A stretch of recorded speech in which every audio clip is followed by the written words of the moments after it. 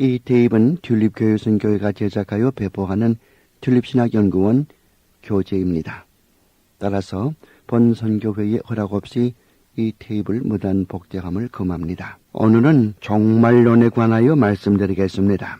종말론, 영어로는 에스카톨로지라고 이야기를 합니다. 이 사람은 누구나 이 세상에서 영원히 살 수는 없고 일정한 기한이 지나면 이 세상을 떠날 수밖에 없게 됩니다. 또 이 세상도 영원히 지속하는 것이 아니고 언젠가 끝이 올 때가 있다는 것입니다. 이 사람에게 소망이 있다면 이 세상을 떠나서 영원한 나라에 들어가서 영원히 사는 축복일 것입니다. 그러나 사람이 죽은 다음에 그 후에 어떻게 되는가 하는 문제를 놓고 여러 철학자들이 제 나름대로 옥석을 자아냅니다. 그러나 무엇보다 가장 정확한 것은 하나님의 말씀이 적힌 성경이 뭐라고 하는가 하는 것입니다. 성경은 내세에 대해서 뭐라고 가르쳐줍니까? 인생이나 이 세상의 종말에 관해서 성경을 통해서 같이 생각해 보기로 하겠습니다. 사람이라면 나이가 연소하건 또 연로하건 한 번쯤은 꼭 생각해 보아야 할 가장 중대한 문제가 아닐 수 없습니다. 이 사람들은 사후의 일을 생각하기를 꺼려하고 또 깊이 합니다마는 그렇다고 해서 엄연한 그런 사실이 없어지는 것이 아닙니다. 오히려 슬기로운 사람들은 이에 사실을 정확히 알고 후회가 없도록 대처하도록 한 것입니다. 이런 학문을 종말론이라고 부릅니다. 오늘은 그 종말론에 관하여서 1시간 동안 공부하도록 하겠습니다. 이 종말론에는 두 가지가 있습니다. 개인 종말론과 일반 종말론입니다. 개인 종말론, individual eschatology라고 그러고 또 일반 종말론, general eschatology라고 그렇게 부릅니다만은 여기에 개인 종말론이라고 하는 것은 각 개인이 사람이 죽으면 그 뒤에 어떻게 되는가 이것을 연구하는 분야이고 일반 종말론은 이 세상이 어떻게 끝이 나는가 세상이 어떻게 끝이 나는가 이런 것을 연구하는 그 분야를 일반 종말론이라고 그렇게 이야기를 합니다. 그러면 우선 개인 종말론에 대해서 말씀을 드리겠습니다. 개인 종말론. 자, 첫째, 죽음이란 무엇일까요? 사람이 한 번 세상에 태어나면은 이 세상에서는 영원히 살 수 없고 언젠가는 생명이 다하게 되고 그렇게 되면은 이 세상을 떠나게 됩니다. 이 세상에 죽음을 경험하지 아니한 사람은 에녹과 엘리야입니다. 또한 주님 재림 시에 아직도 이 땅에 살아남아있게 될 그런 사람들 것입니다. 이런 사람들은 죽음을 맛보지 않고 막바로 변해서 하나님 앞에 들리고 올라가게 될 것입니다. 이런 사람들을 제외하고는 모두 예외 없이 누구나 죽음을 맛보아야 합니다. 그러면 죽음이란 무엇일까요? 죽음은 심각합니다. 그러나 죽음을 두려워할 필요는 없습니다. 마땅히 경험해야 할 현상이기 때문입니다. 성도는 죽음을 두려워할 대상으로 생각하지 말고 오히려 영광의 세계에 들어가서 하나님과 영원히 사는 축복의 시작으로 받아들이면서 그런 마음으로 안심하고 기쁨으로 눈을 감게 됩니다. 죽음이란 무엇일까요? 한 가지 명심할 것은 죽음이란 우리의 존재가 아주 없어지는 것이 아니라고 하는 것입니다.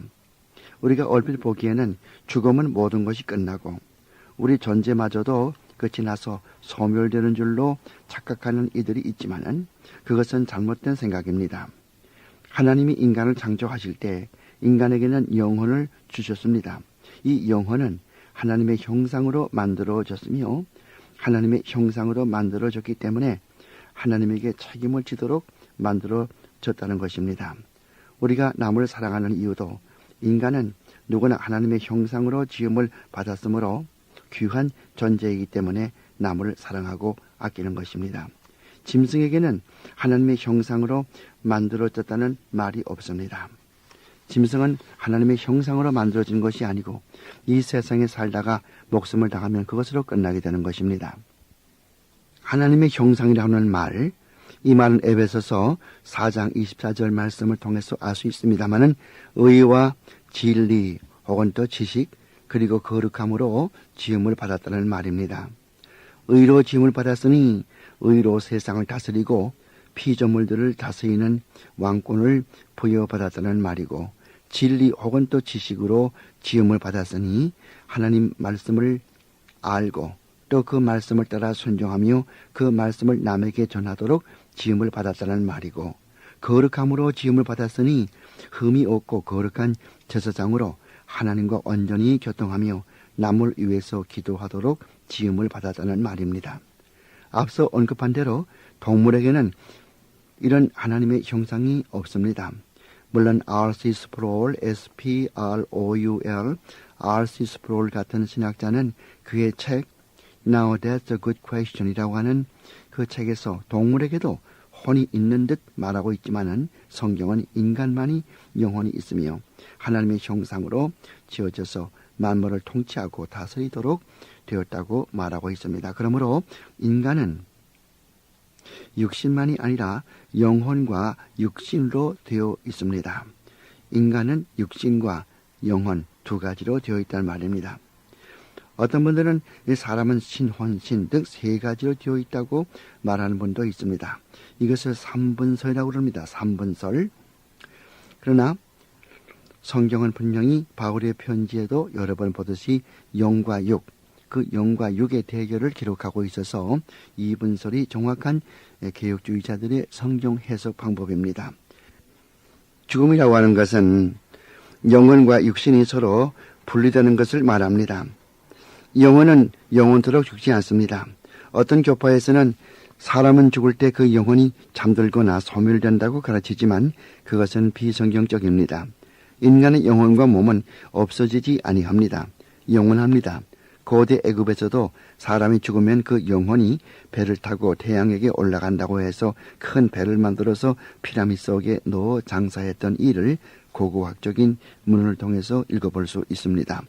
그러므로 인간의 죽음이란 그 존재가 영원히 소멸되는 것이 아니며 또한 영혼이 잠자는 것도 아닙니다. 단지 육신과 영혼이 분리되는 것뿐입니다. 사람은 죽는 즉시 영혼이 몸을 떠나서 영혼을 주신 하나님에게 올라가서 요한복음 5장 28절 말씀이나 또 로마서 8장 1절 말씀대로 의를 행한 자는 즉 주 예수를 생명의 구주로 믿은 자는 정죄감이 없이 천국의 복락을 영원히 누리도록 의의 부활로 나오게 되고, 예수를 믿지 않는 분, 즉 불신자들은 악의 심판으로 나와서 영원한 형벌 속에 들어가게 된다는 것입니다. 요한복음 3장 18절 말씀에서도 하나님의 외아들의 이름을 믿지 아니하는 자는 이미 정죄함을 받았다고 말하고 있습니다. 우리가 분명히 알아둬야 되겠습니다. 죽음이란 신자이건 불신자이건 영혼과 몸에 분리며, 몸은 잠시 무덤에 머물러 있게 되는데 성경은 무덤 속에 있는 몸의 상태를 잠잔다고 나타내주고 있습니다. 가령 스데반 집사가 순교당할 그 장면 보면 알 수 있는 것입니다. 사도행전 7장 60절 말씀에 보면은 순교당했을 때에 스데반 집사가 돌에 맞아 순교당했을 때에 그가 자니라 이렇게 해서 사도행전 7장이 끝나게 되는 것이죠. 이것은 다시 깰 때가 있다는 것을 전제로 하는 것입니다. 다음 성경 구절들을 자세히 보시면 죽음이란 육신의 죽음이지 영혼의 죽음이 아닌 것을 분명히 알 수 있습니다. 마태복음 10장 28절 말씀이나 누가복음 12장 4절 말씀, 누가복음 6장 9절 말씀, 요한복음 12장 25절, 전도서 12장 7절 말씀 등을 보시면 알 수 있을 것입니다. 그 다음은 이 죽음과 죄의 관계를 말해봅시다. 죽음과 죄가 어떤 관계가 있는지 알아보도록 하죠. 죽음의 원인은 죄입니다. 죄 때문에 죽는 것입니다. 사람들은 이 말을 듣기 싫어합니다. 우리는 모두 죄를 타고났습니다. 모두 날 때부터 죄인입니다. 시편 51편 5절 말씀 보더라도 어머니가 나를 죄악 중에 잉태했으며 이렇게 말하고 있습니다. 예수 믿고 나면은 영혼은 부활하여 다시는 죄를 짓지 아니하고 하나님의 뜻대로 살려고 애를 씁니다. 그러나 우리의 육체는 아직 거듭나지 못했습니다. 육신은 죽어서 주님 다시 오실 때라야 부활하게 되는 것입니다. 그러므로 성경에서 말하는 죽음은 영혼의 죽음이 아니라 육신의 죽음인 것입니다. 간혹 영혼의 죽음을 말할 때는 하나님을 모르고 사는 사람들이 구원받지 못하는 상태를 상징으로 말할 때 그렇게 성경은 표현하고 있습니다. 그러나 분명한 것은 신자이건 불신자이건 육체가 죽는 것은 사실이고, 또한 영혼은 영원토록 없어지지 않고 하나님 안에서 축복을 누리는가 아니면은 지옥의 고통을 영원토록 받는가 하는 두 가지 길 가운데 한 가지 길을 가도록끔 되어 있고, 이 영혼이 의식이 살아있는 것은 분명합니다. 인간이 죽는 것은 죄 때문이라고 하는 그 성경 말씀은 창세기 2장 17절 말씀이나 창세기 3장 19절 말씀, 로마서 5장 12절 말씀, 로마인서 6장 23절 말씀, 야고보서 1장 15절 말씀 등에 잘 나타나 있습니다. 그러면 이제 믿는 사람, 신자의 죽음에 대해서 생각해 봅시다. 죽음의 모양은 똑같습니다. 사람이 죽는 것은 신자나 불신자나 똑같다는 말입니다. 그러나 그 죽음 뒤의 결과는 서로 하늘과 땅만큼의 차이가 있습니다. 신자의 죽음은 복된 죽음입니다. 주 안에서 죽으며 주 안에서 죽는 사람은 주 안에 살기 때문인 것이고 하나님께 올라가기 때문에 신자의 죽음은 복된 것입니다. 요한복음 11장 25절에 보면은 나를 믿는 자는 죽어도 살겠고 무릇 살아서 믿는 자는 영원히 죽지 아니라라고 예수님께서 친히 말씀하셨습니다. 그러나 불신자의 죽음은 비극적입니다. 죽음은 죄로 인하여 오는데 죄의 문제를 해결하지 못했으므로 자기가 자기 죄의 문제를 해결해야 되는 것입니다. 그런데 이 죄의 대가는 사망이죠. 그러므로 죄의 대가는 사망이기 때문에 죽는 것인데, 죽음이라고 하는 것이 아주 없어지는 것이 아니라 하나님 앞에서 하나님의 보편적인 은혜를 받지 못하고 하나님과 분리되는 상태를 말하는 것이지요. 불신자의 경우는 죽음이라고 하는 것은 하나님과 영원토록 분리되는 것을 이야기하는 것이요. 신자의 죽음이라고 하는 것은 이 세상에서도 하나님과 교통하며 살지만은 죽어서도 하나님과 교통하며 사는 상태를 말하는 것이기 때문에 축복된 상태입니다. 불신자의 상태는 하나님과 영원히 떨어지고 하나님의 일반적인 구원, 일반적인 이런 은총, 일반적인 은총도 받지 못하게 되므로 그야말로 절망감에 빠지게 되는 것이요, 영원토록 지옥에서 고통을 받게 되는 것이 성경적인 가르침인 것입니다. 그들이 받게 되는 고통을 이사야서 66장 24절 말씀에서는 불이 꺼지지 아니하고 벌레가 죽지 않는 곳이라고 나타냈고, 누가복음 16장 19절에서 31절까지 말씀에서는 부자의 경우 목이 타서 혀에 물 한 방울이 그리울 정도의 고통을 받는다고 나타내주고 있습니다. 우리가 지옥에 들어가려면 몇 가지의 죄를 지어야만 지옥에 들어갑니까? 우리가 지옥에 들어가는 것은 한 가지 죄라도 지으면 지옥에 들어가게 되어 있습니다. 그런데 우리가 지옥에 들어가지 않고 영원한 천국의 복락을 누리게 되었다면 우리의 과거, 현재, 미래의 모든 죄를 다 용서받았다는 증거가 될 것인데, 왜 또 우리가 이 죄로 말미암아 죽게 되는 이 죽음의 고통을 당해야 되는 것입니까? 이런 문제를 제기하는 분이 있습니다. 그에 대한 대답은 이러합니다. 죽음, 또 그 죽음 직전에 당하는 고통, 또 가족들의 그 슬픔, 피해, 이런 여러 가지 현상들을 바라볼 때 우리가 하나님 앞에 더욱더 겸손해지고 겸손한 삶으로 주를 생각하게 되고 인생을 보다 겸손하게 살도록 하려는 하나님의 사랑과 뜻이 그 속에 숨어 있습니다. 그 다음은 이 중간 상태에 보도록 하겠습니다.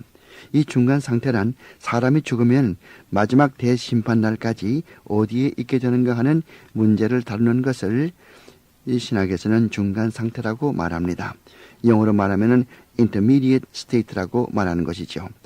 사람이 죽으면은 어디 있는 것일까요? 우리 예수 믿는 사람은 죽는 즉시 우리 영혼이 하나님께 올라가는 것을 우리가 봅니다. 고린도 후서 5장 8절 말씀, 빌립보서 1장 23절 말씀은 이것을 분명히 가르쳐주고 있습니다. 예수 믿는 사람은 믿는 즉시 그 영혼이 하나님께 올라가서 영원한 축복 속에 들어갑니다. 이 세상의 것은 다 잊게 되는 것입니다. 그러면 믿지 않는 사람들, 예수 믿지 않는 사람들은 어떻게 되는 것일까요? 맞바로 지옥에 들어가는 것일까요? 그러면 대심판과는 무슨 관계가 있을까요? 요즘 유행하는 이 사실은 사람은 죽으면은 신자나 불신자나 음부에 들어간다고 가르치는 이들이 있습니다. 구약 성경의 음부를 원어에서는 스올이라고 하는데 누구나 여기에 들어가서 대심판날을 기다린다는 학설이 지배적입니다. 스올에서는 아무 활동도 없고 기쁘지도 슬프지도 않는 상태라고 그들은 주장합니다. 그들의 주장이 맞다면은 악인이 음부에 들어간다는 성경 구절, 예를 들면 요한복음 21장 13절 말씀이나 시편 9장 13절 말씀이나 잠언서 5장 5절 말씀이나 잠언서 7장 27절 말씀이나 잠언서 9장 18절 말씀 등은 어떻게 우리가 해석해야 되는 것일까요? 여기서는 분명히 악인이 스올에 들어간다고, 음부에 들어간다고 말해주고 있습니다. 그러면 악인이 들어가는 것에 의인도, 또 예수 믿는 성도도 같이 들어간다는 말입니까? 아니죠. 그런 거로 악인과 의인이 똑같이 음부에 들어간다는 학설은 잘못된 것입니다. 이들 성경 구절에서는 분명히 경고하기를 악인이 음부에 들어간다고 말하고 있습니다. 그러므로 의인이나 악인이 모두에 동시에 음부에 들어갈 수는 없습니다. 또한 신명기 32장 22절 말씀 보면은 음부에는 하나님의 진로의 불이 타오른다고 말하고 있습니다. 그러므로 음부에 의인과 악인이 동시에 들어간다는 말이 잘못된 것이죠. 개혁주의자들은 중간 상태를 해석하면서 구약의 스올이라는 음부라는 그 말이 두 가지로 사용된다고 가르쳐주고 있습니다. 한 가지는 앞서 이야기한 대로 성경 구절대로 하나님의 진로의 표로 악인들 즉 불신자들이 이 스올에 내려간다고 말하고 있고, 또 한 가지는 어떤 특정한 장소가 아니라 상태를 말한다고 해석하고 있습니다. 육신과 영혼의 분리가 죽음인데 영혼과 육신이 분리된 상태라고, 이를테면은 루이 볼코프 같은 사람은 그 조직신학에서 그렇게 가르치고 있습니다. 그러므로 그 성경 구절의 앞뒤를 보아서 문맥을 보아서 해석해야 될 것입니다. 가령 욥기서 14장 13절로 14절, 욥기 17장 13절로 14절, 시편 89편 48절, 또 호세아서 13장 14절, 고린도전서 15장 55절, 요한계시록 1장 18절, 요한계시록 6장 8절 말씀 등은 장소라고 해석하기보다는 영과 육신이 분리된 상태를 나타낸다고 보아야 옳을 것입니다. 그 다음은 연옥에 대해서 보겠습니다. 천주교에서는 중간 상태를 설명하면서 연옥을 들고 나옵니다. 영어로는 펄가토리라고 말합니다. 펄가토리. 이 세상에 사는 동안 영혼이 완전히 깨끗해진 상태에서는 연옥이 필요 없고 연옥에 들어갈 필요도 없지만은 이 세상에서 소죄, 작은 죄죠. 작을 쏘자 소죄로 인하여서 영혼이 완전해지지 못한 사람이 죽으면은 그 사람은 반드시 연옥이라는 곳에 들어가서 얼마 동안의 기간을 보내면서 그 영혼이 완전히 깨끗하게 된 다음에 천국에 들어간다고 가르치는 천주교의 주장이 바로 이 연옥이라고 하는 학설입니다. 소죄란 천주교의 두 가지 종류의 그 죄 가운데 하나입니다. 천주교에서는 대죄가 있고 소죄가 있다고 가르칩니다. 대죄는 용서받지 못할 큰 죄인데 이를테면은 천주교 교단을 떠나는 배교 등을 말하고, 이런 죄는 곧바로 지옥에 들어간다고 가르치고, 소죄라는 것은 문자 그대로 작은 죄목으로 얼마 동안의 징계를 받으면은 고쳐질 수 있는 죄를 말한다고 그들은 가르치고 있습니다. 영어로는 대죄를 mortal sin이라고 말하고 소죄를 venial sin이라고 말합니다. V-E-N-I-A-L venial sin이라고 말합니다. 얼마나 지옥에서 세월을 보내는가 하는 문제는, 또 어느 정도의 고통을 받는가 하는 문제는 사람마다 다르다고 그들은 가르칩니다. 그런데 믿음이 좋은 사람이 기도를 많이 하거나 선행을 많이 하면은 그 연옥에서 보내는 시간이 짧아질 수 있다고도, 또 고통이 감소될 수 있다고도 그들은 가르치고 있습니다. 천주교에서는 이런 연옥교리의 근거를 외경인 메케비 후서 12장 42절에서 45절까지 말씀에 두고 있습니다. 이 메케비라고 하는 책은 외경으로 기원전 167년에 수리아 군대가 예루살렘 성전에 들어와서 수수의 신상을 세워놓고 돼지의 피를 제물로 바치라고 강요하게 됐자 그 당시 제사장이었던 마띠아라는 사람이 그들을 죽이고 아들 4명과 함께 수리아 군대와 맞서 싸우면서 게릴라 전쟁을 벌이다가 4년 만에 승리하여 다시 성전을 회복했다고 하는 그런 역사적인 사실을 기록한 책이 이 메케비라고 하는 책입니다. 이 전쟁을 메케비 전쟁이라고 부릅니다. 유대인들이 12월 달에 벌이는 그 축제, 하누카라고 하는 축제는 우리처럼 크리스마스를 즐기는 것이 아니고 이들의 하누카는 이 기원전 167년에 있었던 이 메케비 전쟁에서 승리한 것을 기념하는 행사로 가지고 있는 것입니다.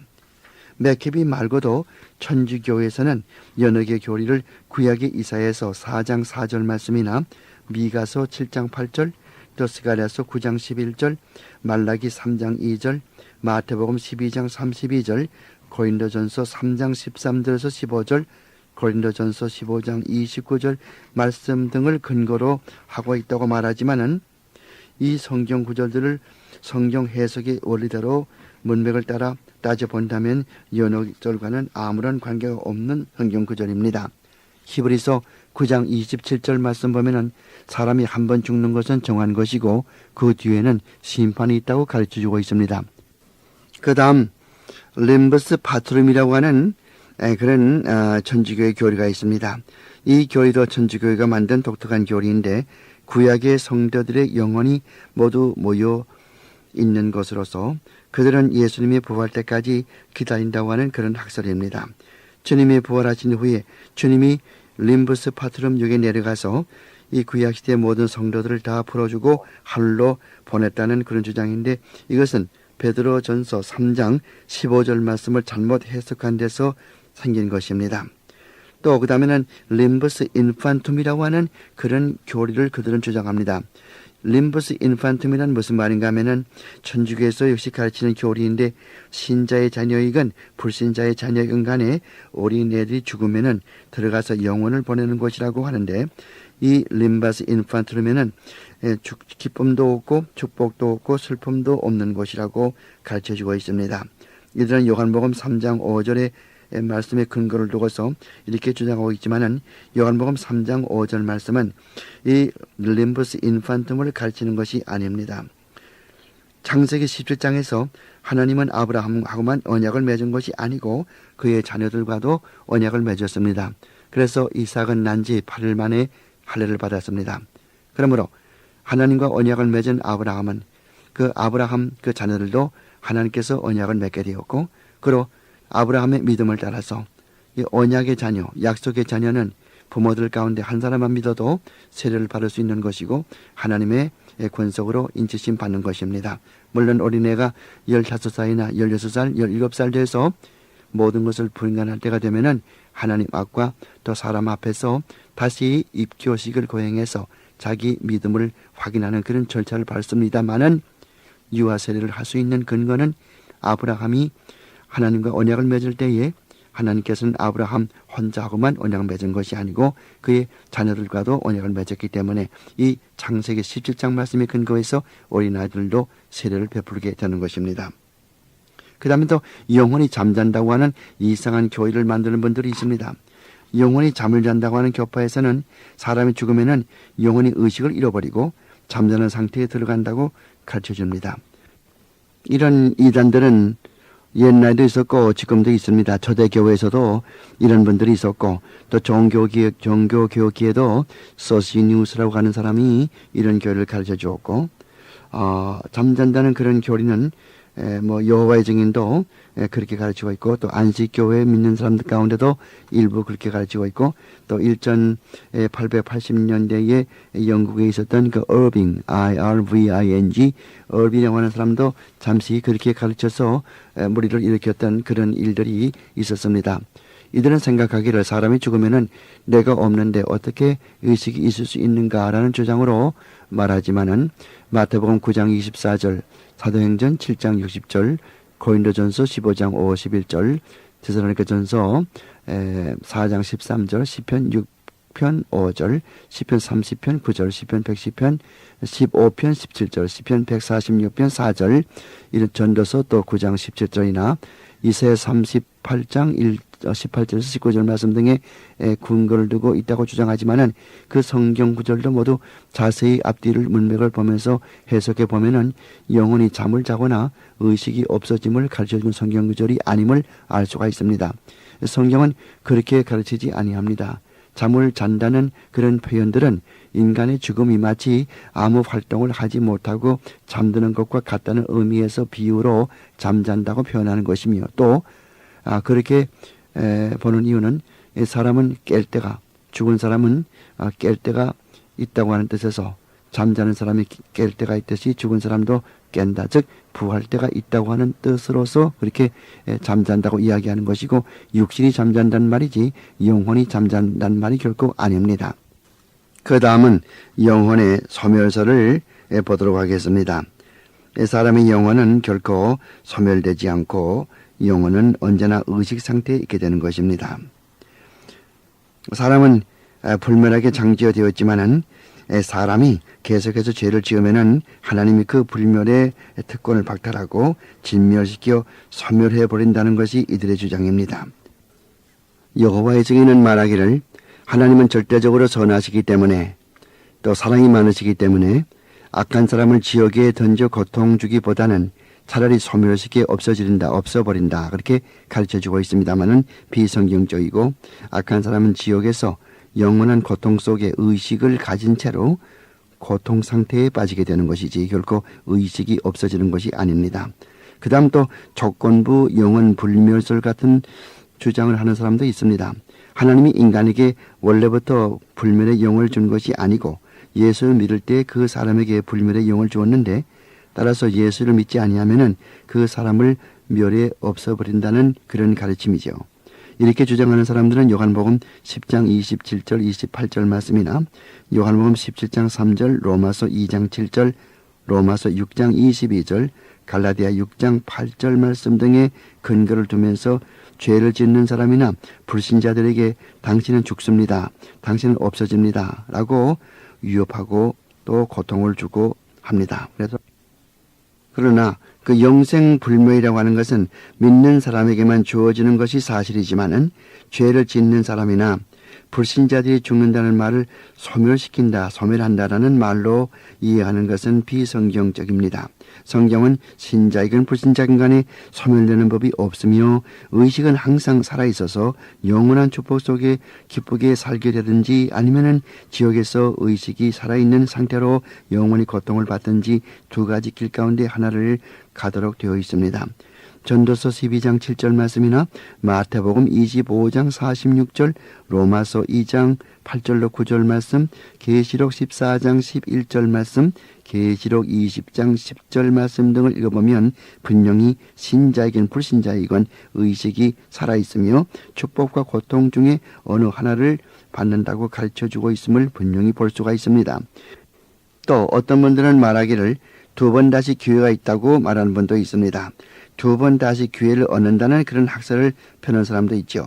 죽은 사람이 죽은 후에 그 운명이 결정되어 고칠 수 없는 것이 아니고 대심판날을 기다리는 어간에 마음만 다시 먹으면은 다시 기회를 얻을 수 있다는 주장입니다. 불신자들은 죽은 후에 한 번의 기회가 주어지는데 그 기회를 포착하면은 다시 구원을 얻을 수 있게 되는 것이고 또 그런 기회를 포착하지 아니하면은 무시해버리면은 영원히 불신을 고집하다가 결국은 영원한 멸망을 초래한다는 주장이 바로 이런 주장인데요. 사람이 죽은 다음에 다시 두 번의 기회가 있는가? 다시 누구에게나 다시 한 번 기회를 주어서 회심할 마음을 주는가? 이것은 비성경적이죠. 사람은 죽은 다음에 그러한 기회가 주어지지 않는 것입니다. 다시 그런 근거가 없습니다. 이들은 말하기를 성경에서 에베소 4장 8절에서 9절 말씀이나 고린도전서 15장 24절에서 28절, 빌립보서 2장 9절에서 11절, 골로새 1장 19절에서 20절, 마태복음 12장 31절에서 32절, 베드로전서 3장 19절, 베드로전서 4장 6절 등을 근거로 해서 죽은 사람이 다시 한번 기회가 주어진다고 가르치지만은 이들 성경 구절들이 그런 교회를 가르치지 않는 것은 성경 전체를 읽어볼 때에 명확해지는 것입니다. 이와 같이 이단들은 성경 전체를 보지 않고 한 구절들을 자기 아전 인수격으로 해석할 때에 여러 가지 잘못된 교리를 가져올 수 있다고 하는 것입니다. 성경은 죽은 사람의 운명은 이미 고칠 수 없이 고정되어 있다고 가르쳐줍니다. 이것이 성경적인 가르침입니다. 가령 전도서 11장 3절 보십시오. 누가복음 16장 19절로 31절 말씀이나 요한복음 8장 21절 24절 베드로후서 2장 4절 9절 유다서 7절 13절 이 말씀들을 보면 분명히 사람이 죽은 후에는 다시 고칠 수 없음을 알 수가 있습니다. 사람은 이 세상에서 살 동안에 믿음을 가지고 구원을 얻을 길이 있는 것이며 죽은 후에는 아무 일도 할 수 없게 되는 것입니다. 죽은 후에는 다시 회심할 수 없는 것입니다. 고린도후서 6장 3절 말씀이 하나 또 혹은 구약 이사야서 55장 7절 말씀 이하에 보면은 지금 이 세상에 살 동안 구원의 문이 열려 있는 것을 알 수가 있습니다. 지금까지 개인 종말론을 공부를 했습니다. 개인 종말론은 사람의 각자가 죽으면은 어떻게 되어지는가 사후의 문제를 연구하는 그런 분야이죠. 이번에는 일반 종말론을 보도록 하겠습니다. 종말론 가운데는 아까 말씀드린 대로 일반적인 종말론 또 개인적인 종말론 이렇게 두 가지가 있다고 그랬어요. 개인적인 종말론은 각 사람이 죽으면 어떻게 되는가. 일반적인 종말론은 이 세상이 어떻게 끝나는가. 이 세상은 언제까지나 지속하는 것이 아니고 어느 시점에 도달하면은 이 지구가 소멸될 때가 온다고 하는 것이죠. 지구의 끝이 온다고 하는 것이죠. 역사의 종점이 온다고 하는 것이죠. 이 일반 종말론에서는 이 세계가 어떻게 끝나는가, 그리고 또 예수님께서 어떻게 다시 재림하시는가, 재림하셔서 어떻게 대심판이 있게 되는가, 죽은 사람들이 어떻게 다시 부활하는가, 이런 것들을 공부하는 분야가 바로 일반적인 종말론이옵니다. 그러면은 이제 일반적인 종말론을 보겠는데요. 이 세상이 어떻게 끝나는 것일까요? 사람들은 일반 종말론에만 많은 관심을 가지고 있고 그리고 개인 종말론에는 관심을 가지고 있지 않지만 잘못된 말이고 사실은 일반적인 종말론도 중요하지만은 즉 주님이 이 땅에 재림하는 그것도 중요하죠. 주님 재림하시면 더 이상의 기회가 오고 나는 어떤 상태든지 간에 그때 하나님 앞에서 보였던 그 상태대로 하나님 앞에 심판받기 때문에 예수님의 재림을 두려워하는 것도 사실입니다만은 그러나 믿는 성도들은 주님의 재림을 두려워할 필요가 없습니다. 왜요? 과거, 현재, 미래 모든 죄를 다 용서받았기 때문에 언제 주님이 재림하더라도 하나님 앞에 들리고 올라갈 수 있는 자신감이 있고 권세가 있고 또 그런 영광과 특권을 우리가 받고 있습니다. 그러므로 예수님의 재림을 두려워할 필요가 없고 또 이 개인 종말론이 참으로 사실은 중요한 것인데 사람이 각자 죽으면은 죽는 사람은 어떻게 죽든 간에 죽는 사람은 죽는 그날이 그 사람의 심판날이 되기 때문에 사실은 일반적인 종말론 즉 예수님이 언제 오시느냐 그것이 문제가 아니라 사실 우리가 관심 가져야 될 것은 내가 오늘이 나의 마지막 날인 것처럼 생각하고 죽을 준비를 하며 살아가는 그것이 참으로 올바른 즉 개인 종말론에 더 중점을 두는 것이 옳다고 볼 수 있겠습니다. 자, 예수님에 대해서 우리가 좀 보도록 하십시다. 예수님은 초림과 재림이 있습니다. 예수님께서 처음으로 오실 때는 지금부터 2000년 전 베들레헴의 말교에 탄생하시면서 인간의 형상을 입고 하나님께서 말씀이 육신이 되어 오신 것이죠. 마태복음 20장 28절 말씀 보면은 인자가 온 것은 자기 생명을 많은 사람의 대성물로 주려 함이라라고 말씀하셨습니다. 그러므로 초림의 예수님은 이 구속을 완성하기 위해서 하나님의 복음을 전하기 위해서 이 땅에 오셨던 분이신데 그제 이제 머지않아서 그 같은 주님이 다시 오십니다. 주님은 십자가에 돌아가시고 죽으시고 부활하시고 승천하셔서 하나님의 오른편 보좌에 앉아 계시는데 그로부터 2000년 세월이 흘렀습니다. 그런데 그 주님은 다시 이 땅에 오신단 말이에요. 사도행전 1장 11절 말씀 보면은 예수님께서 하늘로 들리고 올라가실 때에 천사들이 가르쳐주기를 갈릴리 사람들아 무엇을 바라보느냐 하늘로 들리고 올라감을 본 그 예수는 다시 너희가 본 그대로 다시 오리라 그렇게 말씀하셨거든요. 그 재림하신단 말이에요. 근데 이 재림의 예수님은 심판주로 오신다고 하는 것을 분명히 아셔야 될 것입니다.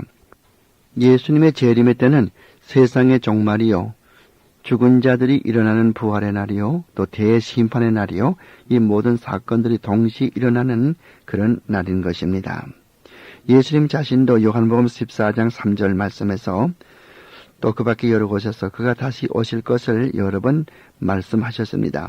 천사들도 주님이 승천하실 때에 그가 다시 재림할 것을 사도행전 1장 11절에서 증언했다고 말씀드렸습니다.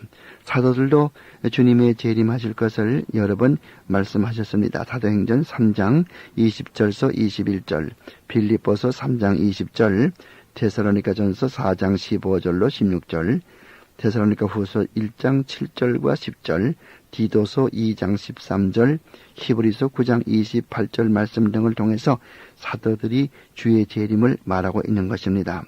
그러면 이제 예수님이 재림하실 터인데 언제 오시는지 그건 아무도 모르지만은 재림하실 터인데 재림하기 전에 있을 여러 가지 그 징조들을 보자 말입니다. 그래서 예수님 재림 전에 있을 징조들을 몇 가지로 보겠어요.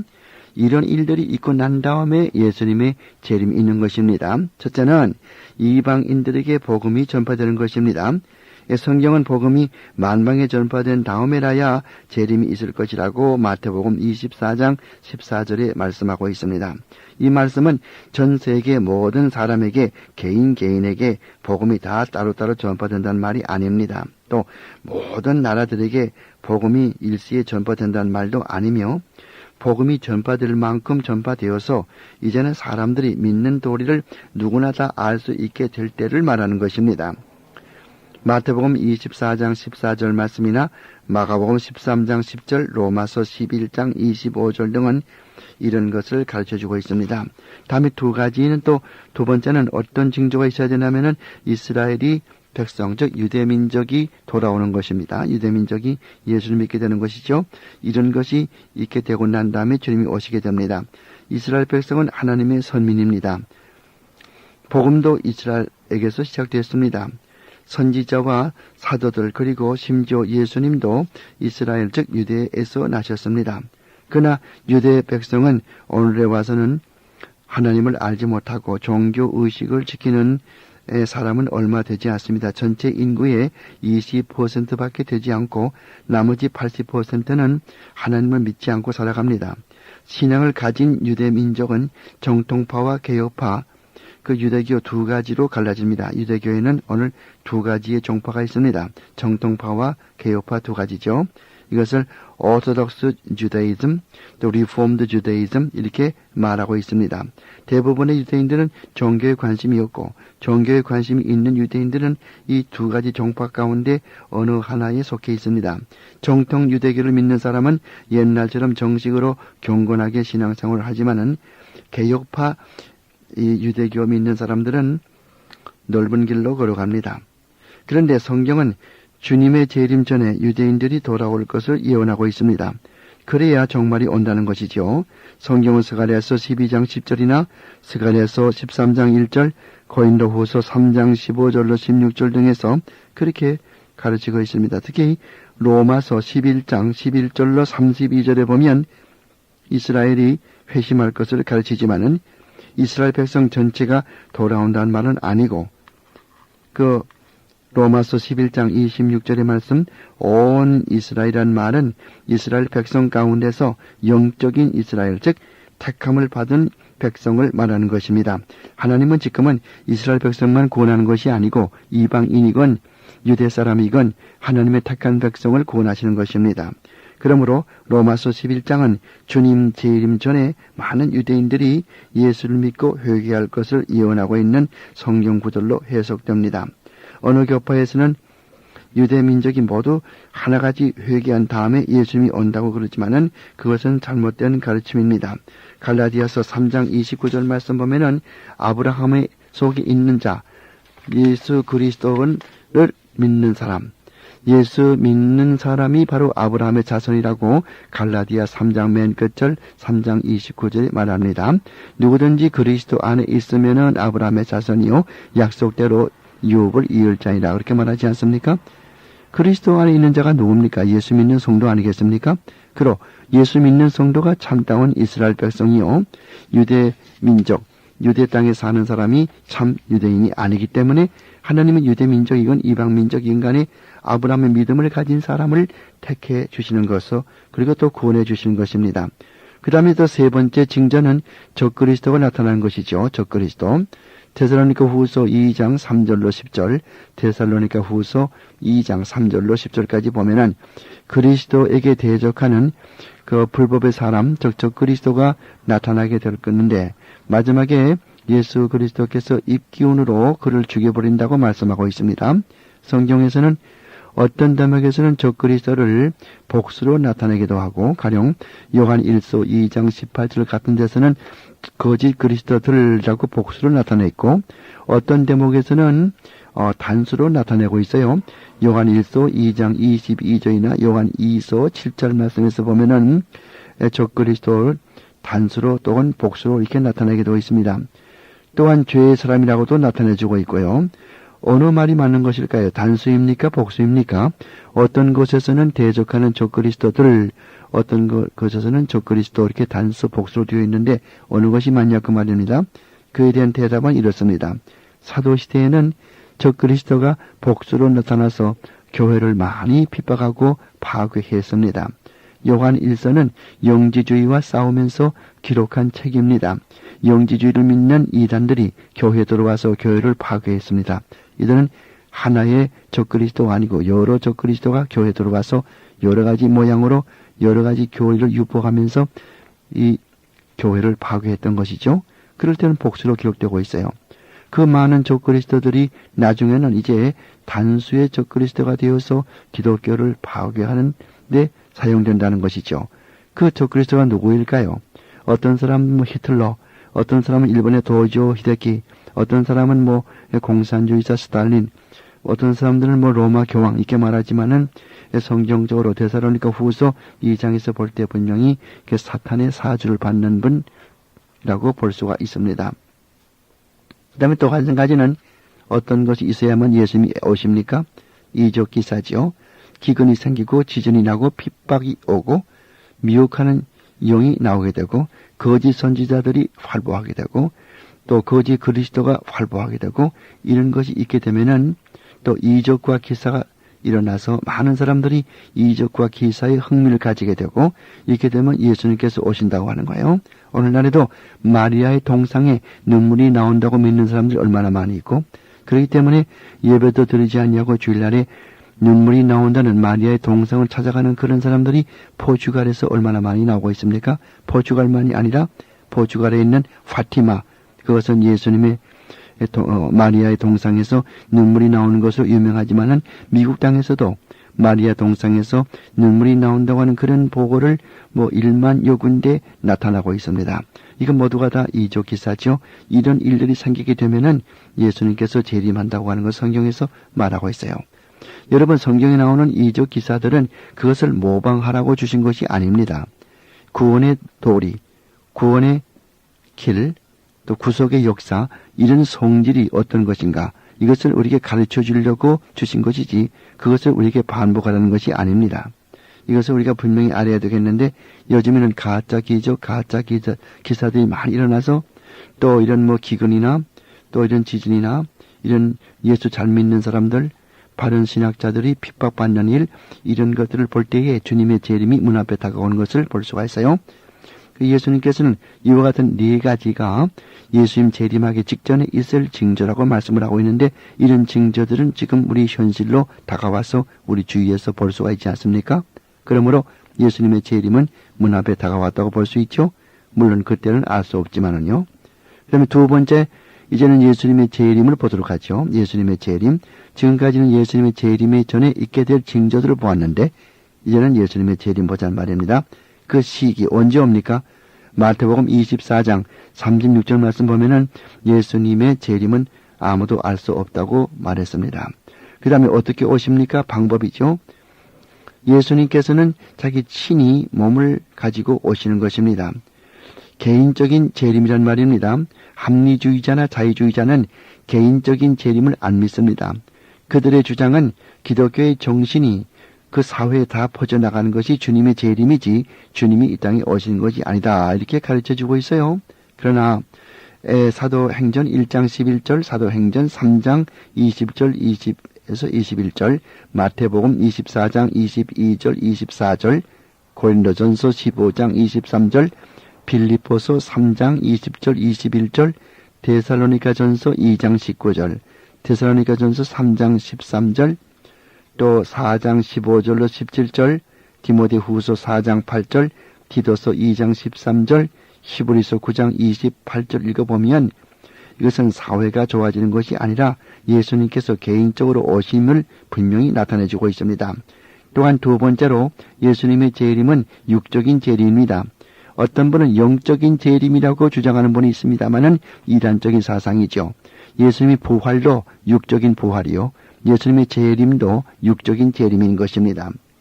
어떤 분은 이미 주님의 재림이 다 이루어졌다고 말하죠. 이 사람들은 오순절이 바로 그것이라고 믿어집니다. 그러나 문제는 오순절이 다 지나가도 이 사도들은 계속해서 예수님의 재림을 말하고 있습니다. 그러므로 오순절에 예수님이 오신 것이 아닌 것을 알 수가 있지 않습니까?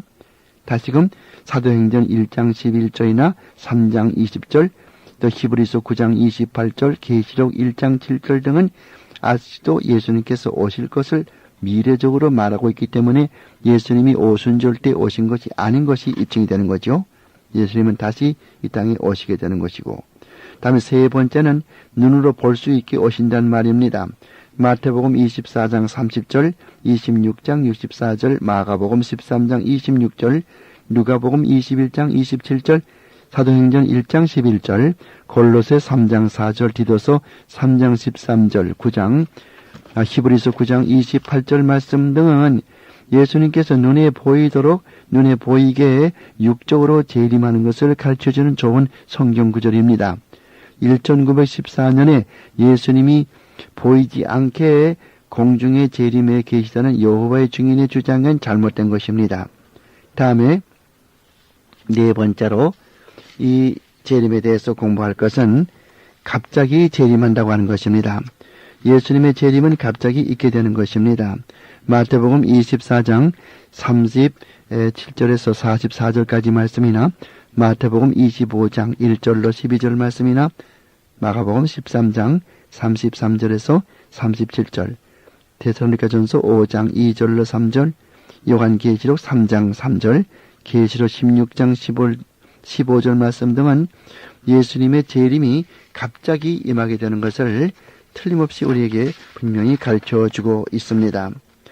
그 다음에 예수님께서는 영광스럽게 승리자로 재림하시는 것입니다. 영광 가운데 주님께서 오신다고 히브리서 9장 28절에 말하고, 천사들의 옹이하는 가운데 오신다고 데살로니가 후서 1장 7절에 말하고, 천사장들이 그의 재림을 알려준다고 데살로니가 전서 4장 16절에 말하고 있으며, 성도들이 앞서가 있던 성도들의 영혼들이 같이 동행한다고 데살로니가 전서 3장 13절이나 데살로니가 후서 1장 10절에 말해주고 있으며, 왕 중에 왕으로 오신다고, 주님 가운데 주님이요 왕 가운데 왕으로 오신다고 요한계시록 19장 11절에서 16절까지 말씀에 말하고 있습니다.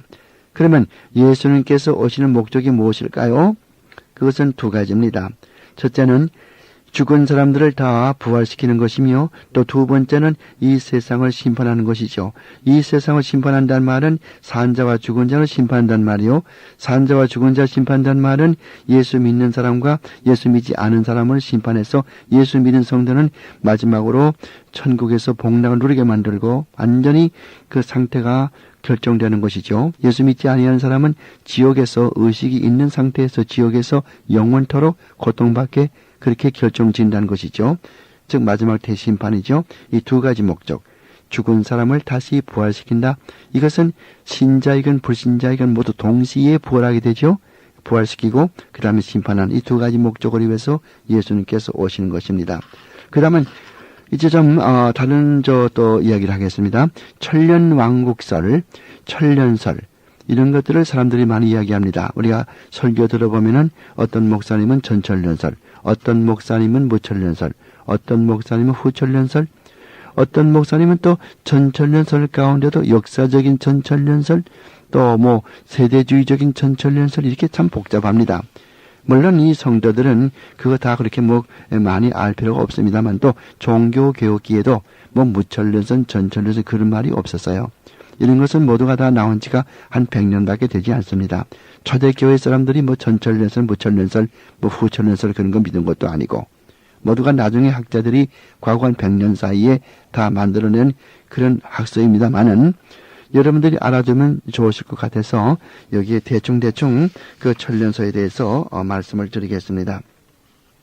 자, 이 후천년설이라고 하는 것이 있고, 또 전천년설 그런 것들이 있고, 또 무천년설 그런 것이 있어요. 그런데 요한계시록 20장 1절에서 6절까지 말씀을 해석함에 있어서 그 천년서에 대한 세 가지의 견해가 있어요. 천년왕국이 주님 재림 전에 이루어지는가, 아니면 주님 재림 후에 이루어지는가, 거기에 따라서 전천년선, 후천년선 달라지는 거거든요. 천년왕국이 예수님이 재림하기 전에 이루어진다고 하는 것을 전천년설, 천년왕국이 예수님이 재림한 후에 이루어진다고 하는 것을 후천년설, 또 이것도 저것도 아니고 예수님의 십자가 사건부터 예수님 재림할 때까지 그 기간이 얼마 이건가, 그 전체 기간이 하나의 천년이라는 상징적인 숫자로, 상징적인 그런 표현으로 보는 그런 견해가 있거든요. 이것을 무천년설. 그러니까 무천년설은 문자 그대로 천년을 믿지 아니하고 예수님의 초림부터 예수님의 재림 때까지 그 전체 기간을 하나의 상징적인 천년이라고 하는 상징적인 기간으로 본다고 하는 것이, 이것이 무천년주의자거든요. 그래서 제1차 대전이 일어날 때까지는 사람들이 무엇을 믿었냐 하면은 이 세상이 점점 좋아질 거라. 그래서 후천년설을 많이 믿게 되었고요. 또 제2차 대전 때까지만 해도 그렇게 했었지만은 제2차 대전이 끝난 다음에도 세상은 점점 좋아지기는커녕 공산주의와 자유주의가 서로 맞서 싸우게 되고 세상이 점점 경제가 나빠지고 뭐 이렇게 되다 보니까 이거 참 후천년설 잘못된 것이구나. 그래서 많은 사람들이 이제 무천년설로 돌아가게 되었습니다. 지금은 무천년 믿는 사람들이 많이 있고, 무천년설은 아까 말씀드린 대로 예수님의 초림 때부터 재림 때까지 전체 기간을 하나의 그 천년이라고 하는 상징적인 숫자로 나타내는 기간이라고 하는 것, 이것을, 그러니까 우리가 지금 무천년 시대에 살고 있겠죠. 그런 것이 어느 지배적이라고 하는 걸 말씀드리면서 이제 후천년설을 보도록 하죠. 천년이 지난 후에 예수님이 재림한다는 학설인데요. 그들이 이해할 것 같으면 천년은 우리가 살고 있는 복음 시대의 전반을 말하는 것이라고 가르쳐주고 있습니다.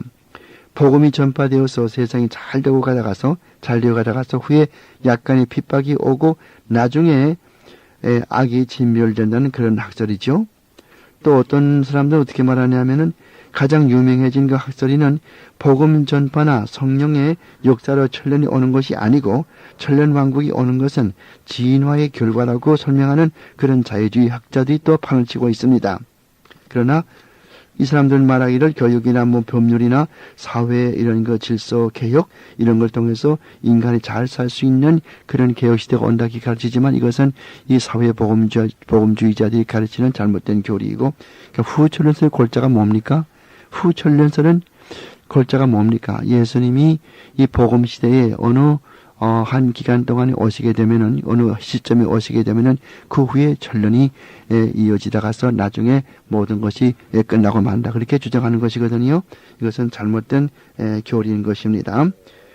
세상이 점점 좋아지고 주님 재림할 때 이 세상은 거의 예수를 잘 알게 될 것이라고 말하는 이들 성경적인 가르침은 없습니다.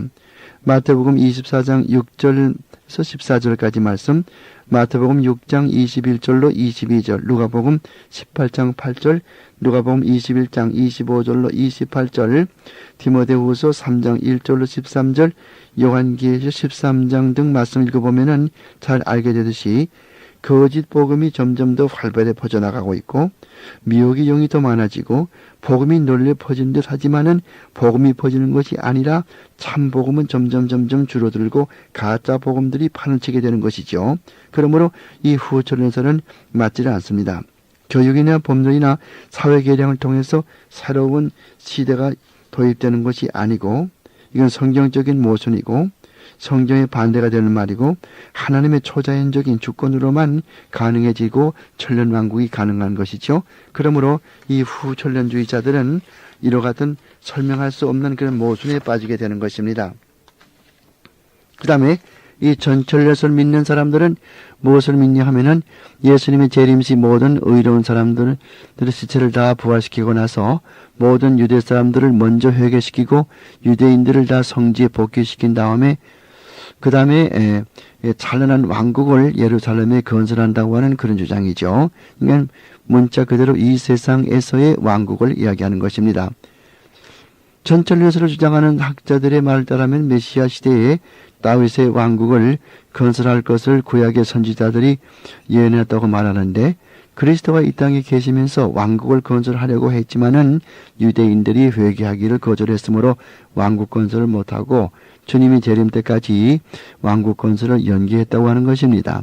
그 어간에 주님은 교회를 만들어서 그 교회는 유대인들과 이방인으로 구성되게 만들고 이방인들을 대량으로 회개시키는데 복음만으로는 부족하기 때문에 결국에는 그리스도가 공중 재림하여 죽은 성도들을 다 들어서 올려가고 살아있는 성도들을 공중 휴거하여서 어린 양의 혼인잔치에 참여하게 되고 그 후 땅에는 환란이 오게 되고 그런 동안에 이스라엘은 모두 유대 민족을 모두 회개하여 예수 믿게 되고 다시 예루살렘으로 복귀하게 된다는 그런 주장이죠.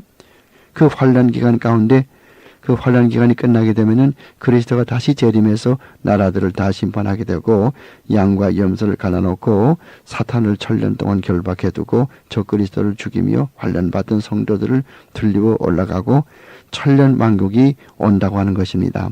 이렇게 세워진 왕국은 유대인들의 왕국이며 전 세계를 지배하게 된다는 것이죠. 그리스도와 성도들이 예루살렘에서 통치하며 성전과 제사가 다시 복귀되고 세상은 재빨리 회개하게 된다고 가르치는 그런 사상입니다. 천년 기간이 차면은 사탄과의 싸움이 시작되고 싸움이 끝나면은 사탄을 무조경으로 던져놓고 그 다음에 불신자들의 시신들이 부활하게 되고 그 백보자 심판대 앞에서 마지막 심판이 있게 되며 교회는 하늘로 들리고 올라가게 되고 이 땅에는 이스라엘 백성이 영원토록 남아서 살게 된다고 하는 이런 아주 어디까지나 이 땅에서만 그 중점을 두는 그런 것이 이 세대주의적인 전철연설입니다. 이 전철연설이 옳은 것입니까?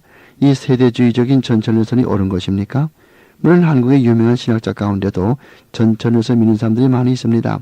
박인선 목사님 같은 훌륭한 학자도 전철연설을 믿고 있습니다. 그러나 그는 이런 세대주의적인 전철연설이 아니고 역사적인 전철연설을 믿고 있습니다. 역사적인 전철연설은 이렇게 세대주의적이처럼 이 세상에서의 유대 왕국을 말하는 것이 아닙니다.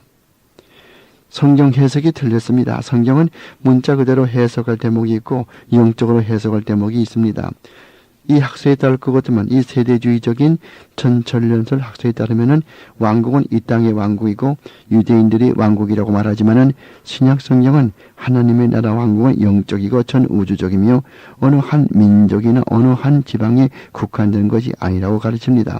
하나님의 나라 즉 하나님의 나라의 왕권의 권세는 현재 이루어진 왕국이라는 다음과 같은 성경 구절들을 생각해 볼 필요가 있습니다.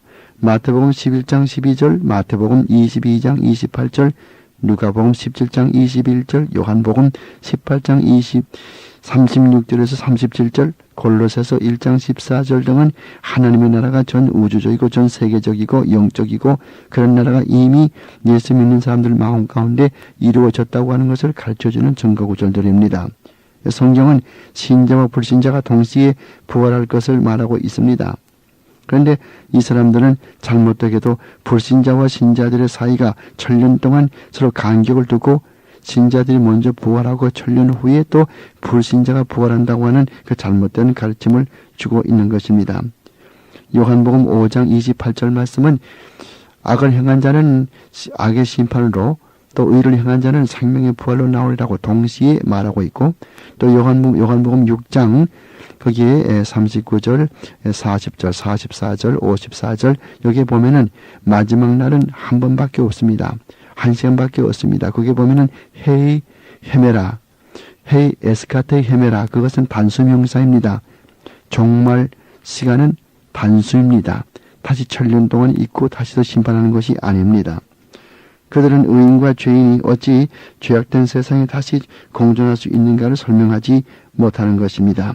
요한계시록 20장 1절에서 6절까지 말씀에 근거하여 그들의 주장을 펴나가지만은 문제 요한계시록 20장에서 1절로 6절까지 말씀에서는 하늘에서 이루어지는 왕국을 말하는 것이지 유대인들이 이 땅에서 말하는 그런 왕국을 말하는 것이 아닌 것을 알 수가 있습니다. 그 다음에 부활에 대해서 말씀드리겠습니다. 부활은 믿는 사람이나 믿지 않는 사람이나 죽은 사람들이 동시에 부활하게 되는데 그 시기는 예수님께서 재림하시는 그 순간에 땅속에 있던 무덤 속에 있던 그 시신들이 일어나서 부활하게 되는 것입니다. 그래서 악한 일을 행한 자는 악의 심판으로 나오게 되고 영원한 지옥에 들어가게 되고 또 의를 행한 자는 예수 믿은 사람은 하나님과 함께 영원히 살 수 있는 축복의 세계에 들어가는 것이죠. 그리고 그 다음에 이 심판에 대해서는 어떻게 심판받습니까?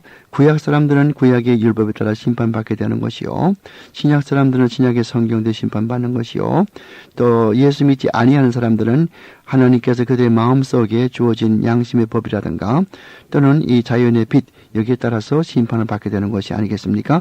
누구나 심판을 면할 수는 없는 것입니다. 그래서 마지막에 최종적으로 의를 행한 자는 하나님과 더불어 영원한 축복의 세계에 들어가서 영원토록 고통과 슬픔과 눈물과 아픔이 없는 곳에 살게 되는 것이고 불신자들은 영원한 지옥의 형벌에 들어간 날입니다. 그날이 다가오고 있습니다. 주님의 재림의 날, 그날은 세상 종말의 날이요 죽은 자들이 부활하는 날이요 마지막 대심판 날입니다. 주님의 재림만이 중요한 것이 아니라 각자가 자기가 죽으면은 죽는 그날이 하나님의 심판 날인 줄 알아서 항상 늘 경성하고 오늘이 나의 마지막인 양 하나님 앞에 충성하며 살고 주님 앞에 영광 돌리며 살아야 될 줄로 압니다. 이 강의를 마치겠습니다. 감사합니다.